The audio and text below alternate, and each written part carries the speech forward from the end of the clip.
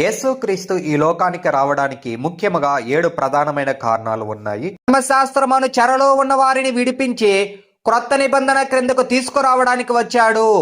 యేసుక్రీస్తు వచ్చే అంత ముందు ఇశ్రాయేలీయులు ధర్మశాస్త్రం అనే చెరలో ఉన్నారు. గల్తీలకు రాసిన పత్రిక 3వ అధ్యాయము 23లో మనం చూస్తే, చెరలో ఉంచబడినట్టు మనము ధర్మశాస్త్రమునకు లోనైన వారిమైతేమి. లూకా సువార్త 4వ అధ్యాయం 18వ వచనములో, చెరలో ఉన్న వారిని విడిపించుటకు ఆయన నన్ను పంపెను. ఎఫెసీయులకు రాసిన పత్రిక 2వ అధ్యాయం 14వ వచనంలో పౌలు గారు తెలియజేస్తా ఉన్నారు, మీకును మాకును ఉండిన ద్వేషమును అనగా విధిరూపకమైన ఆజ్ఞలు గల ధర్మశాస్త్రమును తన శరీరమందు కొట్టివేయుట చేత మధ్య గోడను పడగొట్టి మన ఉభయులను ఏకము చేసెను. హెబ్రీయులకు రాసిన పత్రిక 10వ అధ్యాయం 9వ వచనం ప్రకారంగా ఆ రెండవ దానిని స్థిరపరచుటకు మొదటి దానిని కొట్టివేయుచున్నాడు. ఆమేన్. ఫుల్ వీడియో కోసం లింక్ క్లిక్ చేసి చూడండి.